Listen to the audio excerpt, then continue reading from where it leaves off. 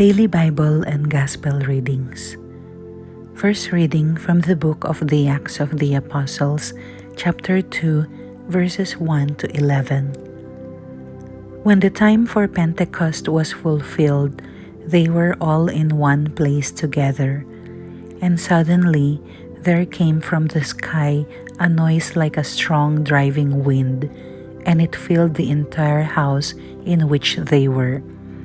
Then there appeared to them tongues as of fire, which parted and came to rest on each one of them. And they were all filled with the Holy Spirit and began to speak in different tongues as the Spirit enabled them to proclaim. Now there were devout Jews from every nation under heaven staying in Jerusalem. At this sound, they gathered in a large crowd, but they were confused because each one heard them speaking in his own language. They were astounded, and in amazement they asked, "Are not all these people who are speaking Galileans? Then how does each of us hear them in his native language? We are Parthians, Medes, and Elamites, inhabitants of Mesopotamia, Judea, and Cappadocia, Pontus and Asia, Phrygia and Pamphylia, Egypt and the districts of Libya near Cyrene, as well as travelers from Rome, both Jews and converts to Judaism, Cretans and Arabs. Yet we hear them speaking in our own tongues of the mighty acts of God."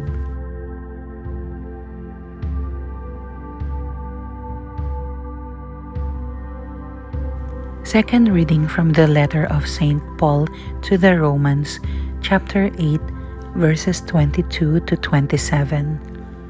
Brothers and sisters, we know that all creation is groaning in labor pains even until now.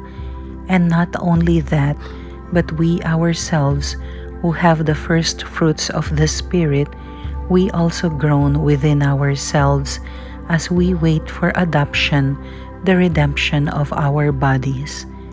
For in hope we were saved. Now hope that sees is not hope, for who hopes for what one sees? But if we hope for what we do not see, we wait with endurance.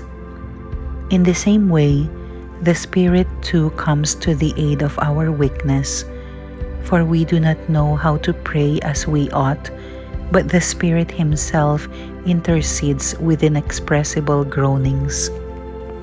And the one who searches hearts knows what is the intention of the Spirit, because He intercedes for the holy ones according to God's will.